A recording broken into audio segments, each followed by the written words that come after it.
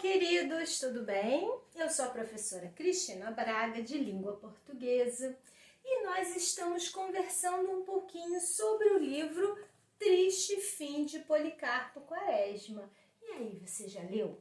Está animado com a sua leitura? Já tem um vídeo aqui no canal falando de uma visão geral do livro. Hoje nós vamos falar da primeira parte. Você já sabe que o livro foi escrito em 3 partes, né? São 15 capítulos, cada parte tem 5 capítulos. Vamos conhecer o início da história para você ficar mais animado ainda para ler? Vale lembrar que nenhum resumo, nenhuma videoaula substitui a leitura da obra, né, gente? Já falamos sobre isso. Então vamos lá. Primeira parte do livro Triste Fim de Policarpo Quaresma, de Lima Barreto. A primeira parte, ela vai abordar a vida simples do homem urbano no subúrbio carioca. Já sabemos que estamos falando do finalzinho do século XIX, não é mesmo? São 5 capítulos na primeira parte.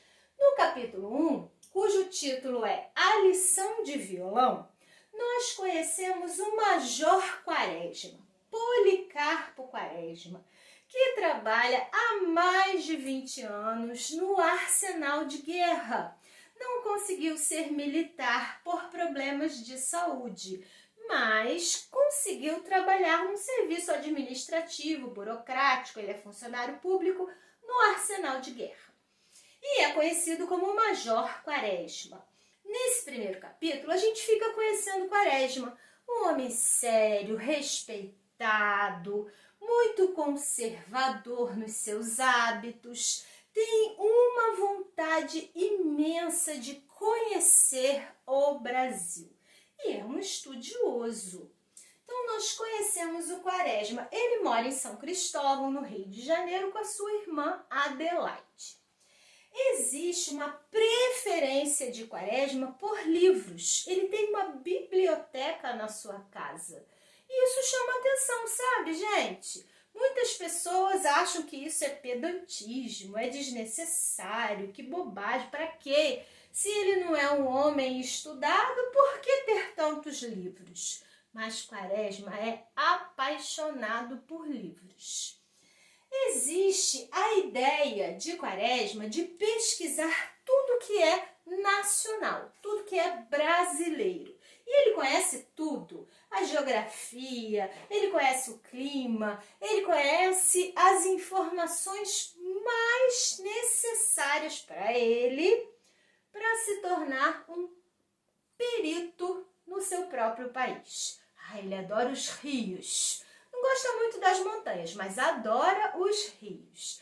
E no primeiro capítulo, ele se dedica à pesquisa do gênero musical genuinamente nacional. E ele chega à conclusão de que é a modinha tocada no violão, que é um instrumento brasileiro.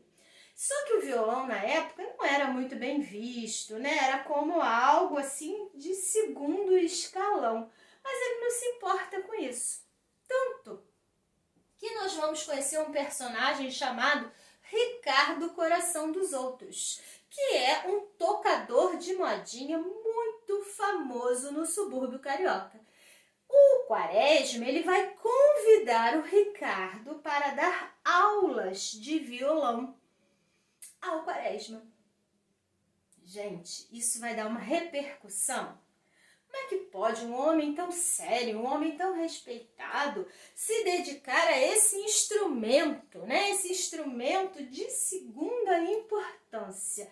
Só que, como bom subúrbio, toda a vizinhança fica tomando conta das aulas de Quaresma, né? Fica ouvindo as modinhas e gosta, sim, das modinhas de Ricardo Coração dos Outros. Tanto que o primeiro capítulo termina quando uma das suas vizinhas, Quaresma, tem como vizinho o general Albernaz. O general Albernaz tem muitos filhos e uma das suas filhas vai à casa do Quaresma conversar com Ricardo Coração dos Outros para ver se ele podia animar uma de suas festas. Então, assim, a crítica ao violão existe, né? Mas todo mundo gosta. E assim termina o primeiro capítulo. Segundo capítulo. Reformas radicais. Policarpo Quaresma está em férias, né, no seu trabalho no arsenal de guerra.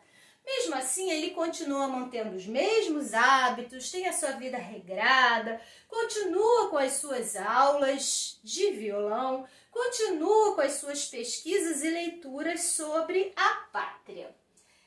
O seu vizinho é o general Bernays, falamos nele, né? Esse general Bernays, ele tem 6 filhos. São 5 mulheres e 1 homem. E aí já vão começar a aparecer os casos de vida por interesse, de aparência, de hipocrisia. Esse general Bernays, que é aquele general que tem a fama de militar, mas nunca lutou numa guerra.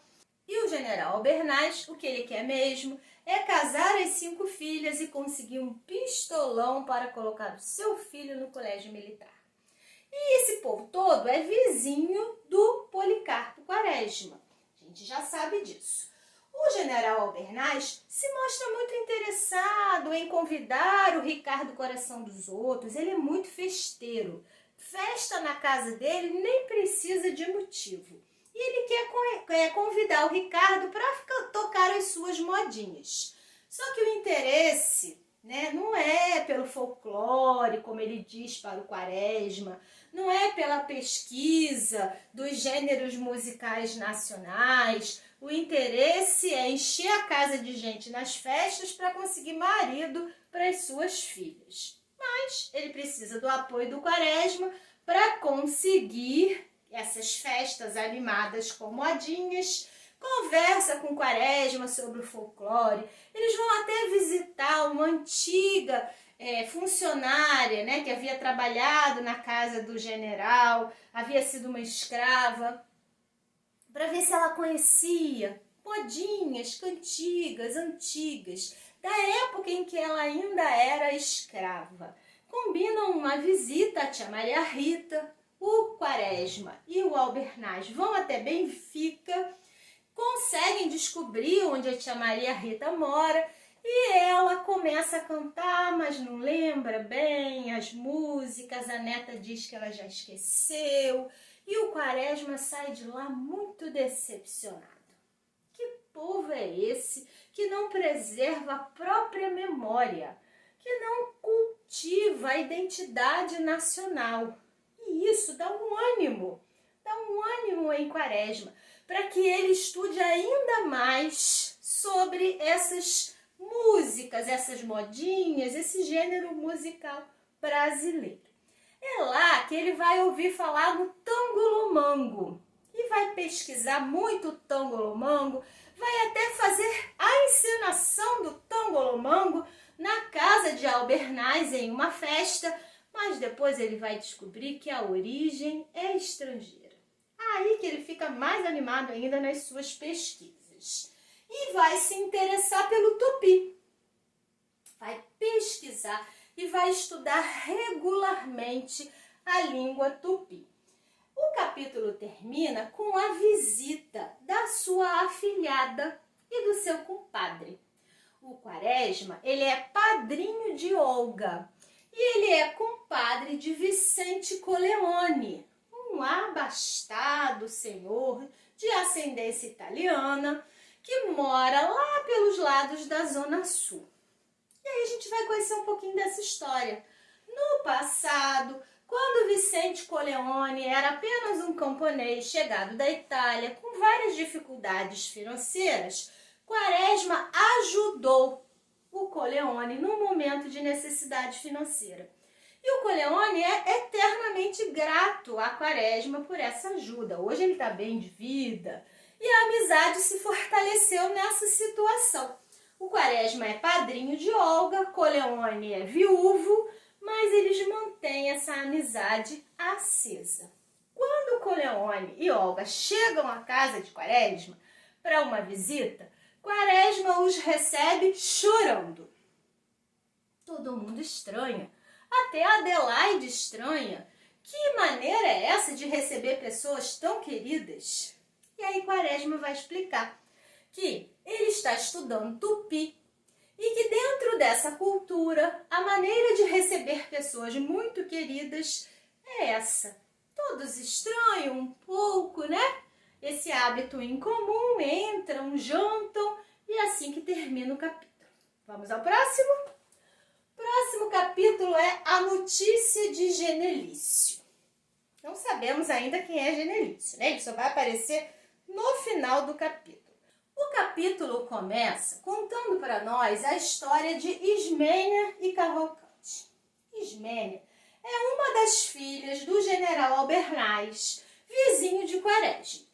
Ismênia está noiva de Cavalcante. Nós vamos conhecer bem a história desse noivado. Cavalcante faz odontologia. Ele quer ser dentista.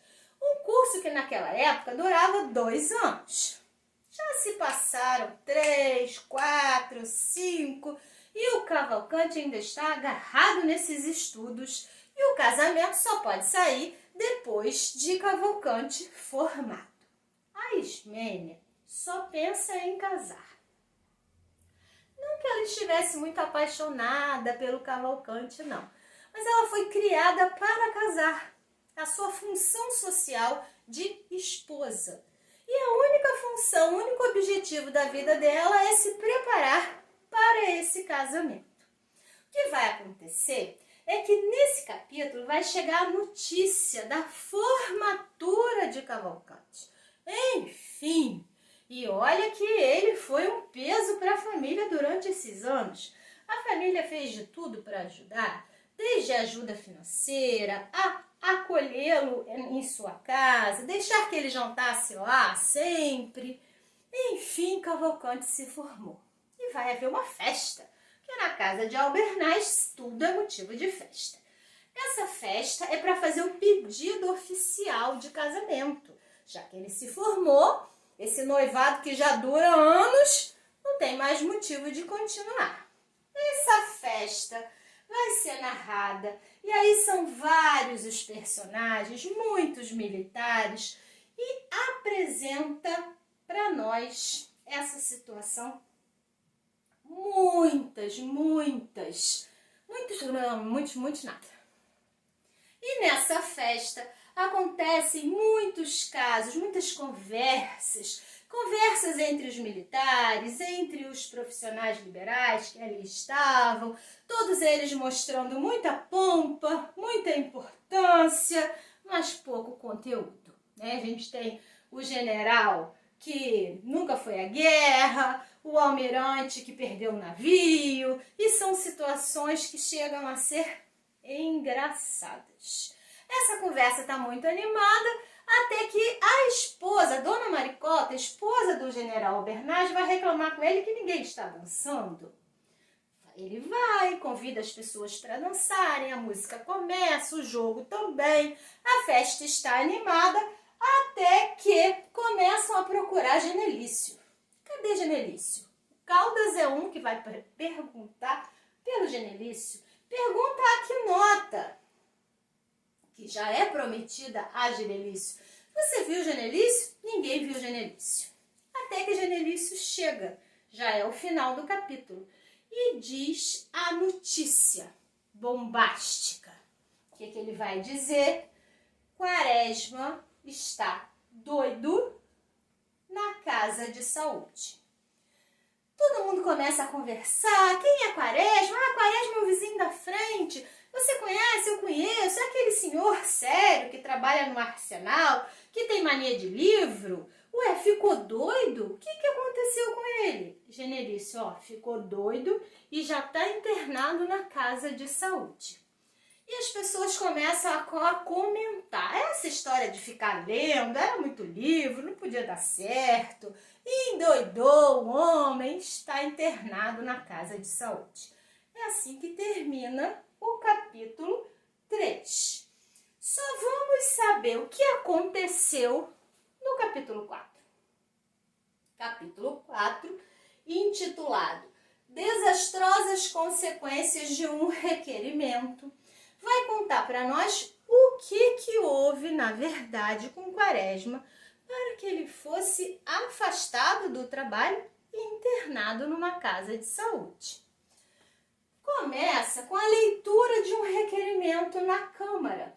O Quaresma enviou para a Câmara uma solicitação de trocar a língua oficial do país. E defende a ideia que a língua não devia ser a língua portuguesa, que a língua portuguesa é estrangeira, é de Portugal. Que a língua genuinamente nacional deveria ser o tupi-guarani. Bem, esse requerimento é lido e existe uma confusão na Câmara. As pessoas começam a rir, como diz o narrador, o riso é contagioso e a confusão começa. Todos criticando o Quaresma por causa desse requerimento. A repercussão é muito grande. Vários jornais começam a falar desse homem, funcionário do Arsenal de Guerra, que mandou um requerimento para a Câmara pedindo que a língua nacional fosse o tupi e não a língua portuguesa. Essa repercussão, ela também acontece com os colegas que ridicularizam Quaresma no Arsenal e com os amigos. O compadre Coleone lê num jornal. Não entende muito bem o que está acontecendo, chama a Olga, a filha, e pede a ela: Olga, vê aqui o que está acontecendo com seu padrinho. Olga lê a notícia no jornal e fica muito entristecida. Não acha que seu padrinho esteja louco. Acha que a ideia é, no mínimo, ousada, né, de tentar trocar a língua nacional. Mas fica muito triste com a repercussão, com a ridicularização que está acontecendo envolvendo o nome do seu padrinho. O que agrava essa situação é que o Quaresma, no próprio trabalho, é toda hora assediado pelos colegas, todos riem dele, fazem chacota e chegam mesmo a dizer que talvez ele nem soubesse o tupi. Como é que ele dá uma ideia dessa de trocar a língua nacional? Ele fica tão irritado, continua trabalhando, concentrado, quieto, né? Do jeito dele, compenetrado, está lá trabalhando num ofício, na produção de um ofício, falando do Mato Grosso, que tem algumas palavras indígenas, e decide traduzir aquele ofício que ele estava fazendo para o tupi. Para utilizar os próprios conhecimentos, ele sabia sim falar e redigir em tupi. Só que na hora do trabalho, muita solicitação, muito aborrecimento, ele troca os papéis. E em vez de encaminhar aquele ofício que ele estava redigindo em língua portuguesa, ele encaminha o ofício escrito em tupi. O seu chefe, que nem lê, assina a carimba e envia. A confusão está formada. Chega até os superiores do Arsenal um ofício escrito numa língua estranha que ninguém sabia qual era. Pensaram em várias línguas, pensaram em grego, até que se descobre que o ofício estava escrito em tupi. Só poderia ser o Major Quaresma. Ele recebe uma advertência do seu chefe, porque ele causou uma situação muito desagradável para o chefe, que queria uma promoção, e foi advertido. Resultado, o que acontece com Quaresma? Quaresma é suspenso. E aí a gente entende qual foi aquela notícia que o Genelício deu lá na festa, no capítulo anterior. Já estamos nos dirigindo ao último capítulo, que é o capítulo 5, último capítulo da primeira parte, né? Esse capítulo 5, que tem o título O Bibelô, começa com Quaresma no hospício.